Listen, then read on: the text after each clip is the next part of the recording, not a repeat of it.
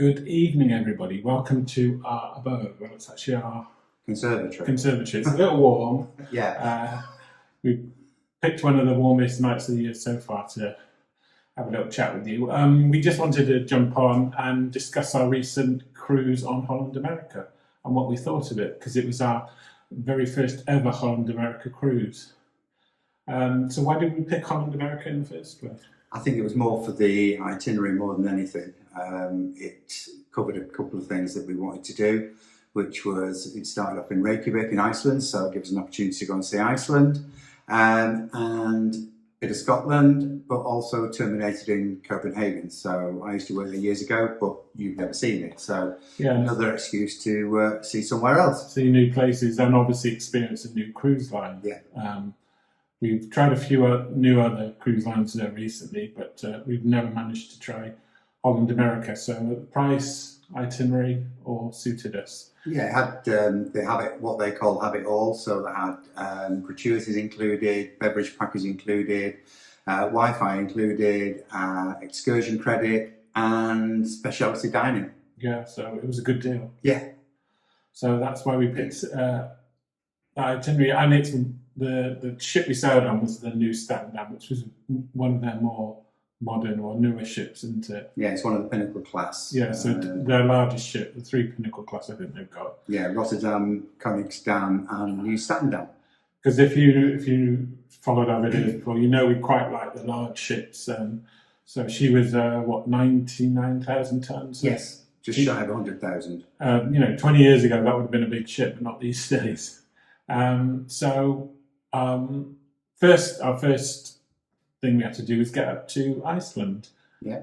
So we had to make a decision to fly in the day before, or as it turned out, 2 days before. Yeah, it was. There's the opportunities to get direct, at least from Manchester, about 2.5 hours, and we had two options. The day before with Iceland Air, although that was really expensive. And it's all down to the itineraries of the airlines, basically, not all flying every day. So we decided to go the day before with EasyJet and spend 2 nights in the hotel. And the cost of the EasyJet and 2 nights hotel as opposed to Iceland Air and 1 night's hotel worked out about the same. But the 2 nights gave us a lot more time to explore Iceland. Yeah, one thing you have to bear in mind with Iceland, though, it's quite expensive. Yes, it's very expensive. So even though the flights and the hotels worked out cheaper than the flying the day before Iceland Air, you have to take into account what the extra you'd spend on food and drink. But I think we did okay. We found some reasonable priced places to eat. Nice place for fish and chips. Yeah, even though it was £55 for 2 fish and chips and 2 beers. Yeah, it gives you an idea. It is pricey in Iceland. We had, for lunch on the day we got there, we had 2 bagels and 2 coffees, and I think that was £35. Yeah, not cheap, but they were very nice bagels. Yeah, we had to be for that price. So we booked a hotel in the centre of Iceland, Hotel Skuggi, I think that's how you pronounce it. Yeah. Nice hotel, very convenient for getting around, exploring the old part of Reykjavik.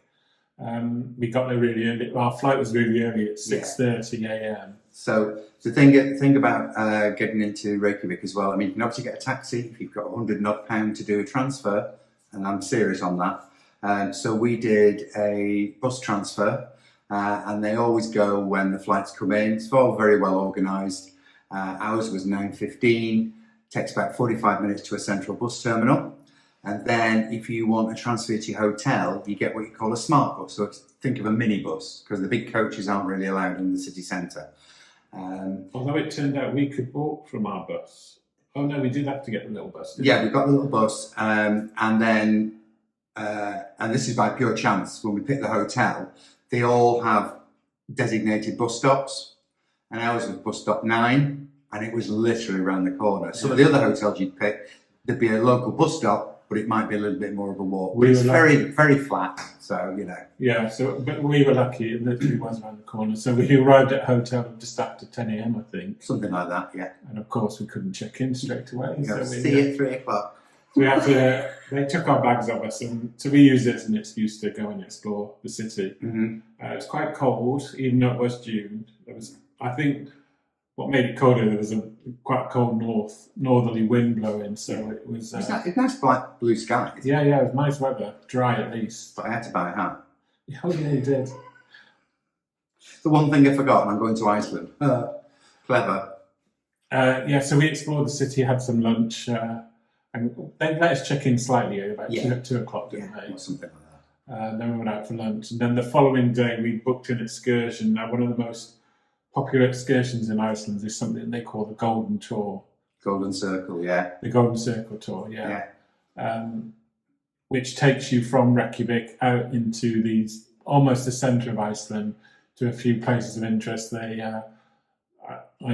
I'll attempt to pronounce it Thingvellir, which is the place where the old Parliament used to sit from the 10th to the 18th century. From there we went to the hot springs and geysers, and then from there we went to the Gullfoss waterfall. Yeah.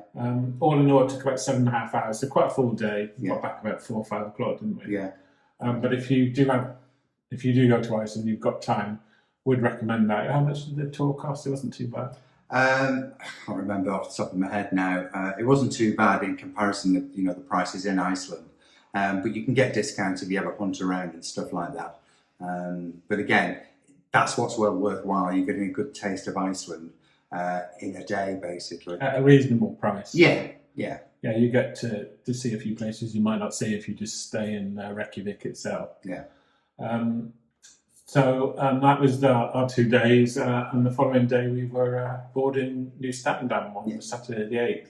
We had a bit of time in the morning because we had a late. Yeah, what happened was I've got 7 days in my head, it may be a bit longer. We got a note to say, because it is really like a temporary cruise terminal, it's not, a fully big built one. And they said they were going to stagger the check-in. So for our deck, it was 3:30. So we had quite late. Yeah, it is. So we had a bit of time to kill. But we just thought, well, we'll catch a cab about 2:30. Because again, even though it's close to the town centre, it's not that convenient to get to. And I do think you need a cab.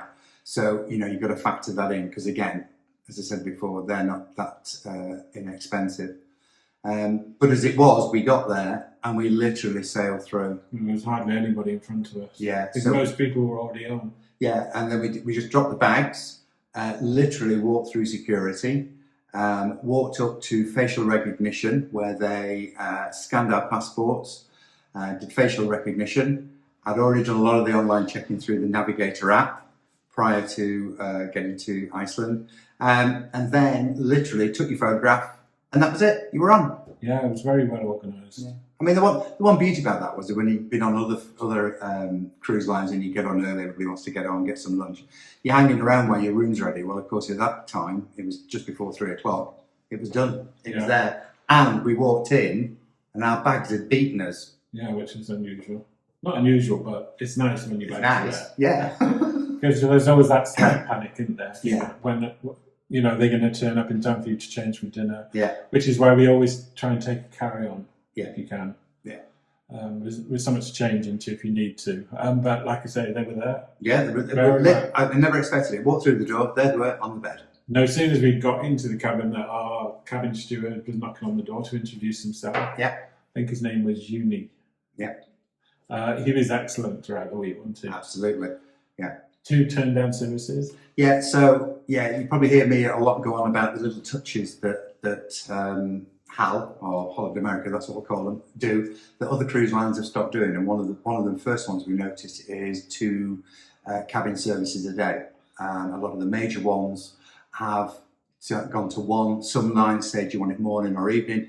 Another one we've been on just said, you've got morning, that's it. So that was the first of our little touches, I called it. Yeah. So, but one of the very first things you have to do when you get to your cabin is do the muster drill. Yeah, and again, ours was because we boarded a bit later. There was a bit of a deadline to do it, but again, dead straightforward. Go down to your muster station, which was ours on Plaza Deck. Yes. And obviously depends on your cabin, and it's always on the back of the door of the cabin anyway. And watch the video on the TV, and that's it. You're done. Yeah, and then very straightforward and quick. And so what did we think of the cabin overall? I thought it was excellent. It was very good. Really, really good. It was a standard veranda cabin, as they call it, but it was slightly obstructed, which didn't bother us at all because we'd done a bit of research to try and get the bit where it was least obstructed.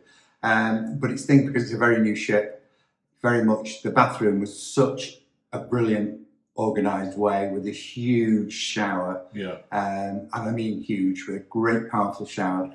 With all the touches. Yeah, we were on Carnival Mardi Gras last year, and that was a tight squeeze. That was a smaller bathroom. It was the way it was laid out. Yeah, whereas this one, as you went in the bathroom, the whole wall to your left-hand side was the shower. Yeah.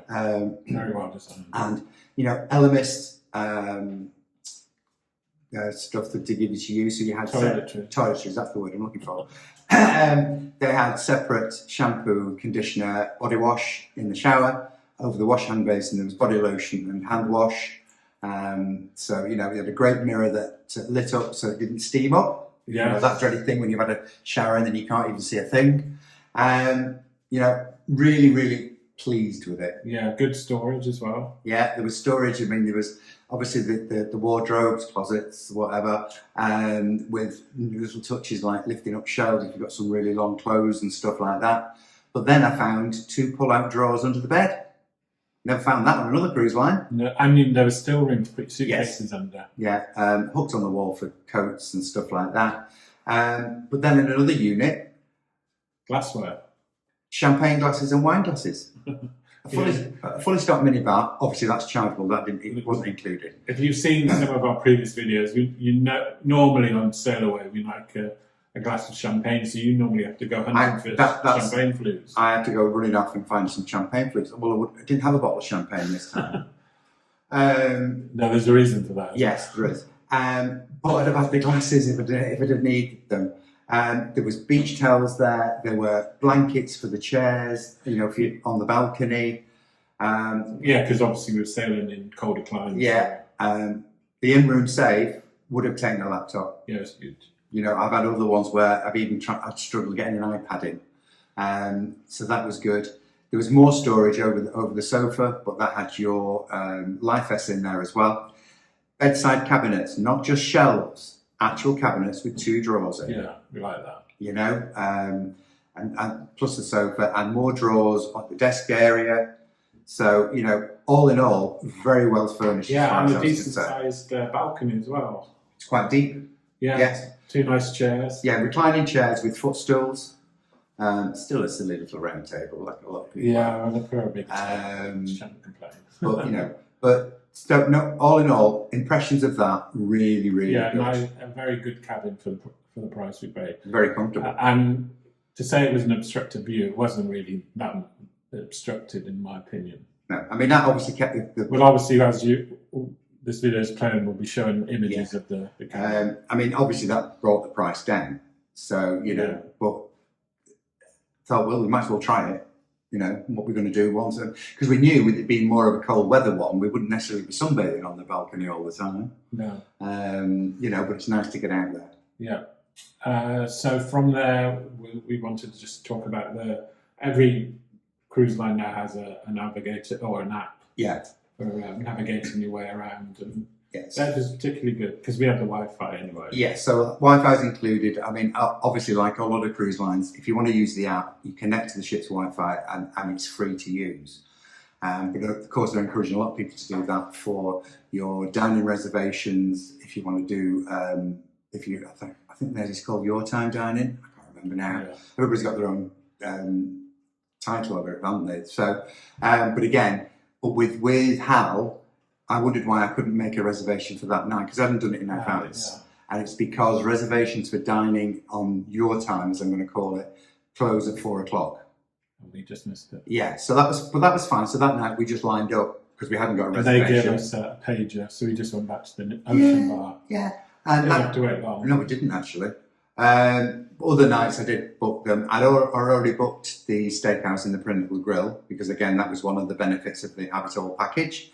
And then so as I say, do a lot of things through the app. You find your account there, obviously, that tells you where you're up to with what you've spent. So yeah, just like a lot of the others, give information about the ports, what's on that day, Yeah, etc. So very good. Not too much information. Sometimes they're quite hard to navigate these apps, but it was just about right amount of information on there, I thought. yeah. And we just touched on dining. Our impressions of dining overall were very good as well, weren't they? Yeah, I mean, there's several parts of it. I mean, you know, the main dining rooms for the Your Time is on deck 2. Yeah. Deck 3 is for traditional fixed time dining. Not a problem getting a table for 2. You could share if you wanted, but you don't have to. Tablecloths, you know, whereas some lines don't have that anymore. I know that's a big thing for some people. But the food, the portion size were excellent. Very good. The one thing that really struck me was in the Lido Market, the buffet, is the fact that you know where the table is available because the cutlery, not silverware, is there in a napkin with a glass at an empty space. You know, it's not, whereas when you go for your food, you must pick up your cutlery as well. It's there. And then as soon as you sit down, they'll be there, especially like at breakfast. Do you want orange juice? Do you need coffee or whatever? And also, I still like the fact that they serve you in the buffet for hygiene purposes, as well as, you know, I suppose my aspect is more for hygiene. Yeah. Yeah, so everything, there are certain items you can help yourself to, like bread rolls and things like that. Yeah. And some of the pastries. Yeah. And some are like the condiments, but the main food, you would just point and say what you want. And again, the way it was laid out, because obviously some buffets can be a bit of a zoo. Now, whether it's because there's only probably 2,600 passengers maximum on here, but there wasn't really no big lines. No, you I know? may have been in for eggs in the morning, but I mean 3 or 4 people. I've waited longer on other lines for eggs than I did on that. Yeah, no, it's very good. So, you know, and there are other areas to go and eat, you know, just outside the Lido as well. If you wanted to go out the back in the open air if the weather was a bit warmer. Yeah. Or through to the front in the Lido, as Peter Well, said. we did have our breakfast on the last morning when we got to Copenhagen outside, because obviously that day it was busy. Really busy. Part of the Lido market contains canaletto, which is the Italian speciality. Yeah. Obviously used during the day, breakfast and lunch for seating, but in the evening it's a speciality restaurant. Yeah, you can tell it looks a bit better, nicer and kind of Italian themed. Yeah, it's different furnishings and chairs and stuff like that. We didn't eat there because we looked at the menu, but we were tossing up between there and Tamarind. We went for Tamarind. Yeah, I mean in terms of other complimentary, you've got the dive-in burger bar, you've got the New York Deli and Pizza, which are near the enclosed pool area, and then the Grand Dutch Cafe, which is a great selection of snacks, and you know, like croissants and muffins and stuff like that. Yeah, that was a very good place to chill out. A lot of people were doing that. Yeah. But the speciality dining, we tried Pinnacle Grill as one of our have it all options. Yeah, so there's Pinnacle Grill, which is steakhouse. You've got Rudy's, which is primarily seafood, obviously. Tamarind, which is Pan-Asian and sushi. Yeah, I think that's called something else, isn't it?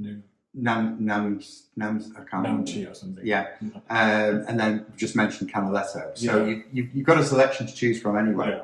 So we went to the Pinnacle Grill because we like a steak, and I have to say, following dinner on another cruise line a few months ago, this was far superior and far cheaper. Yeah, I keep getting that dig in. It was an experience. Yeah, you know, whereas on some other cruise lines, unfortunately now, the cover charges are really high, and it's just an ordinary meal with a steak. But that's how I feel. So this was, I mean, we were sat next to 2 people we'd gotten to know, so probably had a little more conversation, but it was never rushed. They made sure everything was right for you, and it just turned into what should be a specialty dining. It took a couple of hours, didn't it? Nearly 2 hours. Yeah, which is about right, I think, for a special meal. You know, and you were, so even though I said we weren't rushed, but you didn't also feel as though you sat waiting around either. Yeah, it was just really good. And there's a little touch that the dessert you chose wasn't available. And he was so apologetic, and he I can't said, remember what the dessert was. no, I can't either. But what he did say was, please, tomorrow, wherever you dine, ask for it and we'll get it to you. But we didn't. But Yeah, I forgot about it, to be honest. yeah, but I mean, you know, I don't know if another cruise line's going to promise you that. Yeah. So that was really excellent. Really enjoyed it. Yeah, the other speciality we went to was on the final night, which was Cameroon, which is the Pan-Asian. And again, It blew me away. it was amazing. Absolutely. And the Food cost, and service. yeah, and the cost for that is even less than the steakhouse. Yeah.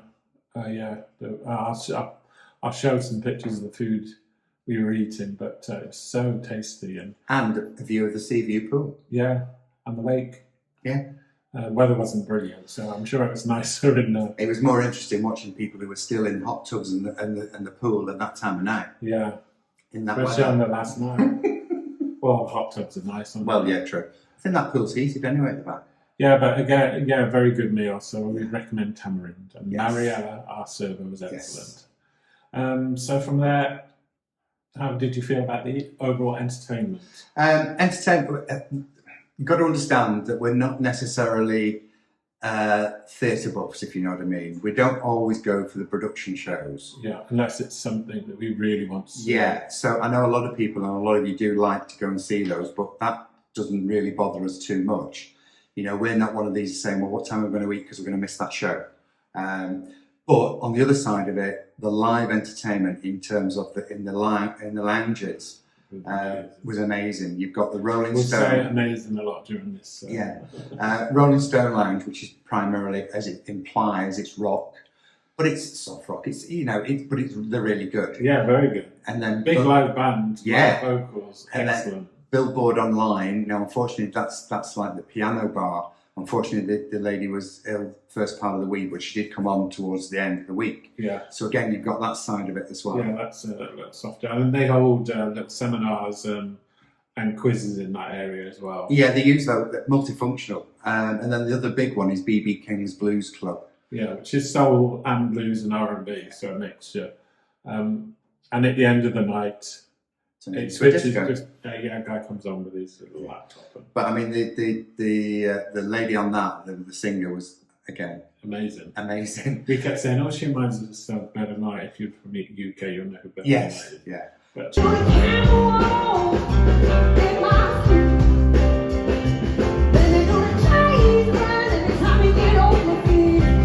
yeah, a great soulful voice. Yeah. So that was good in terms of. I mean, that suits us for an evening. You know, Yeah. a couple of drinks for dinner, have dinner, a few more drinks with either the rock, the piano, or the blues, and then the disco at the end. If we've still got energy at the end, which we did have quite a few nights. Yeah.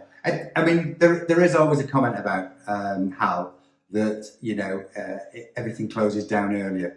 Not quite true. No, You know, it's quite a mixed, quite a young Yeah, crowd on there. some people had said, "Oh, you'll be shut by 10 o'clock." Well, no, because that's when the disco We starts. were definitely bopping after midnight a couple Yes, of nights. yes.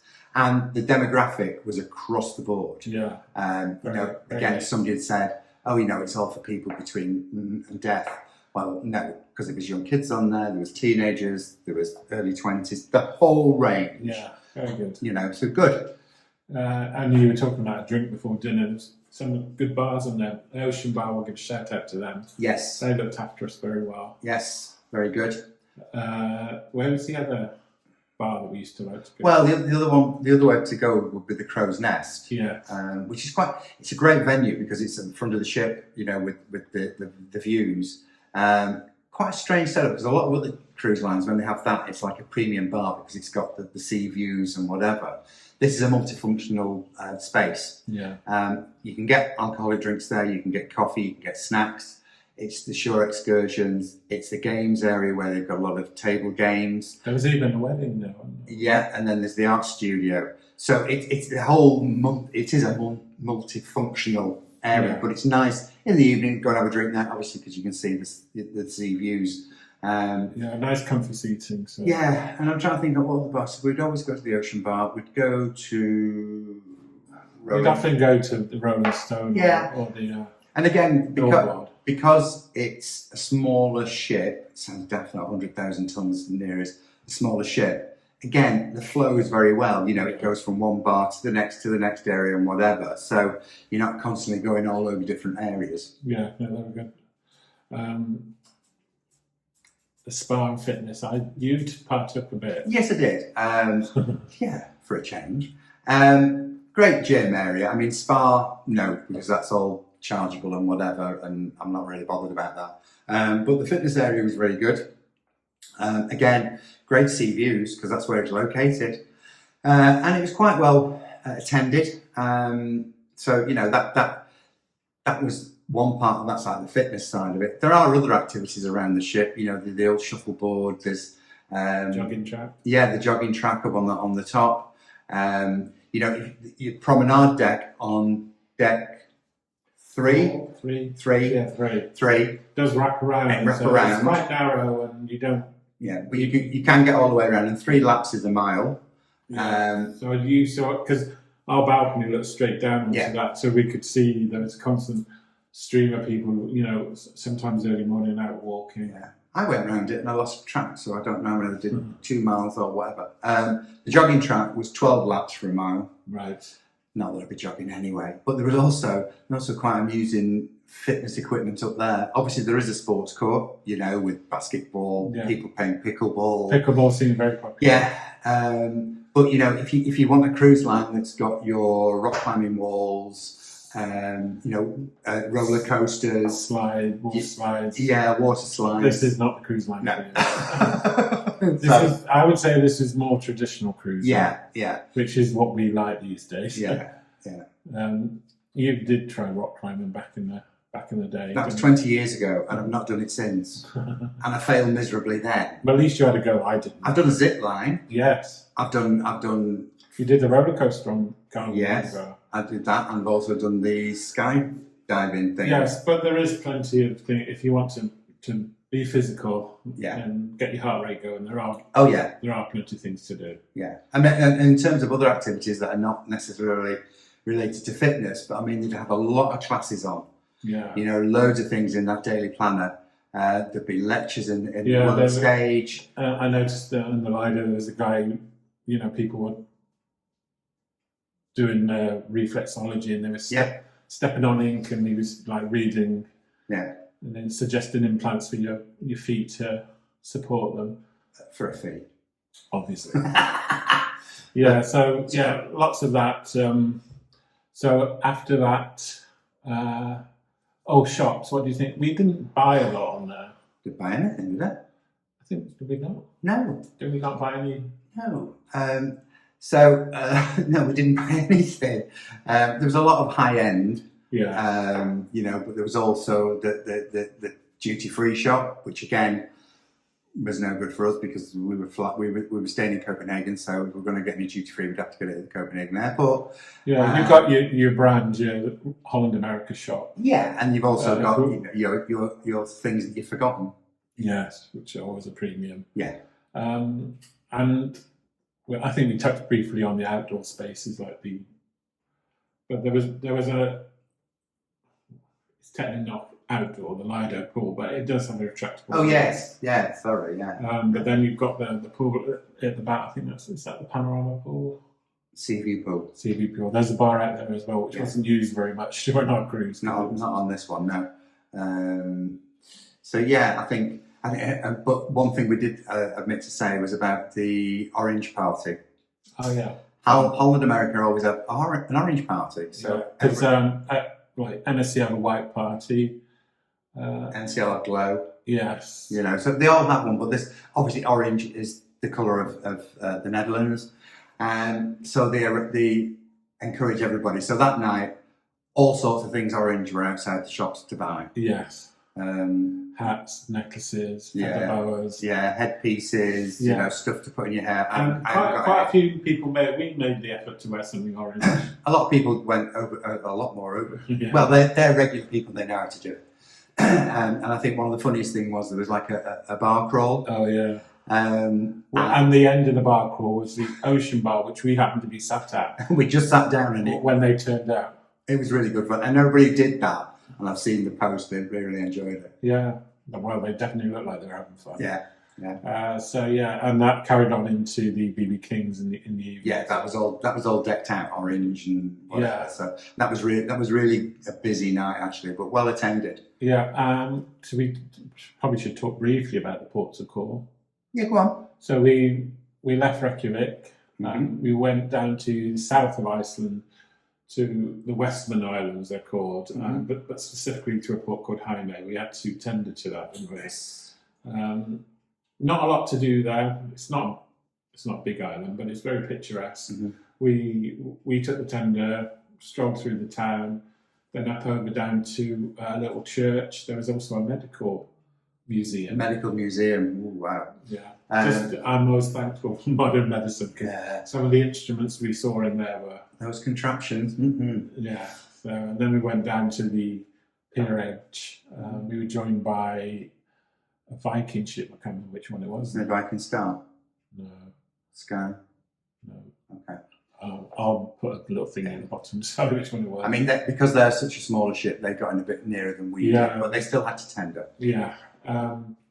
So we had a bit of difficulty leaving home, didn't they? Because someone got caught on the anchor. Oh yeah, I forgot about that. We got delayed. I thought someone was seriously. I thought, oh, this is going to get cancelled. Yeah. No, it was something that we got caught on the anchor, and they had to cut it away Before we could leave. So Yeah. we were about 2 hours Mm. leaving the Westman Islands, but because we didn't have a huge distance to go to the next port, it wasn't an issue. And the thing you've got to bear around in this is because sunset. I mean, like when we were in Reykjavik, sunset was 13 minutes before midnight, and sunrise was 6 minutes past 3. Yeah. So very similar when we're still on the ship. So it never really gets dark. we didn't, you know, a lot of the time, you know, when you leave ports, it's dark. I mean, we're in the UK now, and it's 9:45, and it's still daylight. Yeah, then we got to the next port, which I can't pronounce for the life of me. Jopaver. Yeah, but we didn't. Yeah, because it was too windy, and it was a tender port, and the captain felt it was too dangerous to tender ashore. So we got to see the port, but then we about turned and headed back out into the open sea. Yeah. So we had a sea day, an unexpected sea day. Yeah, so that worked into 2 sea days before we got to Kirkwall in the Orkneys. Yeah, which is when you think of Scotland, which is at the very top of the United Kingdom, there's groups of 3 islands. You've got the Western Isles, then you've got the Orkney Isles and the Shetland Isles. The Orkneys are the nearest to the north coast of Scotland. Yeah. And we docked properly at a little. Yeah. The one thing about that was the fact that because we were coming into the UK, then there had to be mandatory immigration. Yeah, that's So, pain. Similar things that we've had before when we've gone from the UK to the US, and you know the border force officers come on board, and we have to clear that. I personally thought it was very well organised. You know, before now we've been on other ships where we've just had to stand in line. I mean, the only thing was it just seemed to be 2 people checking passport, and it did make me giggle that all the notices that Hal put out was the fact, you know, this is out of our control. We were with the schedule of the UK Border Force, which I interpret that as like, you know, don't blame us if they only send 1 person, you know. But they were very good. But the good thing about, again, this is a good thing about it. As I say, on other ships, we've stood in line, we've snaked through casinos, we've snaked through the shopping area. This one, you got called down by a letter. to the world stage. To the world stage, and you sat down. Yeah. You know, there was none of this hanging around. And they filled it up Yeah. on one side, and they would call them front to the back, and they started on the next row. Yeah. So all very well organised. It was quite funny though when I got to the immigration official, she just turned around and said, "Ooh, you're in the minority area," because obviously I got a British passport. Yeah, I think 90% of the people on board were from North America. Yeah, so that was quite funny. Yeah, so Kirkwall was nice, very pretty little village. It was a bit damp when we were there. Yeah, overcast, Yeah, drizzly, but nice, interesting. made us feel at home. Yeah, seeing shops we're familiar with, like Boots and Pound stretcher. yeah. So then we headed down to Invergordon. Yes. On the mainland of Scotland. We took an actual excursion. Yeah. I think we used our Have It All excursion. It was that one, yeah. Yeah, which is good. We went up to Dornoch, and then up to the Falls of Shin, That's which is it. a waterfall. Yeah. Not quite as dramatic as the one we saw in Iceland, No. but pretty nonetheless. Yeah. And then the lookout area he took us to. Yeah, and Strool Hill. And we couldn't see it, so anybody from the UK who watches Traitors... I know they have traitors in Australia and the USA. Oh, okay, sorry. I think the USA film in the same castle. Oh, did they? Well, it's up there. Yeah, we did. Couldn't see the castle, but we pointed it out on the map. Yeah, so... Didn't realise they went that far to the Highlands. So from Invergordon, it was another day at sea before we got to Copenhagen and the end of our cruise. Yeah, I think the interesting thing about, again, Invergordon is you forget that it's a real maintenance area for oil rigs. So as we're sailing out, we're passing all these oil rigs that are being maintained. So day at sea, and then it was the end of our cruise at Copenhagen. And disembarkation, how do you think that went? Dead easy. Again, you can stay in your cabin until your group number's called. No forcing you out at 7 a.m, 8 a.m. Yeah. Straight out, no passport control. Lines very well maintained for taxis to get into the city centre if that's where you were going, which we were. So yeah, all in all, another painless disembarkation. Yeah. So overall, our first impression of Holland America Line was very good, especially the Nieuw Statendam cruise ship. We were very pleased because obviously when you're sailing on a new cruise line and a different cruise ship, you never know quite what to expect. Yeah. I think the only negative I've got is because you've got a beverage package, but you still have to sign a receipt. Yeah, that was a bit of a pain. It's a bit bizarre. They're not doing that on other cruise lines now, are they? No, other ones you don't. You know, if you've got a package, you don't even get a receipt. Yeah. Yeah, but there, and it was itemised, and then it's like reversed off. A bit bizarre. But anyway, that wasn't. It doesn't take any time, does it? I mean, quick sign your name. It's just one of the things that you found as different. Yeah, but we really enjoyed Holland America. So if you like more traditional cruising, you don't really need all the bells and whistles that modern cruise ships have, then we think you'd probably enjoy it. Yeah, definitely. I mean, it's not necessarily got bells and whistles, but it's got all the comforts of a modern cruise ship. Very nice facilities. Yeah. Good staff, nice bars, good music venues. So we would definitely give it the thumbs up. Yeah. So we hope that you found this little review helpful. If you've not done so already, it'd really be appreciated if you could hit that subscribe button and the thumbs up. And if you want any questions answered, then please leave a comment down below. We'd be happy to answer them. So thanks for watching. Bye. Bye-bye.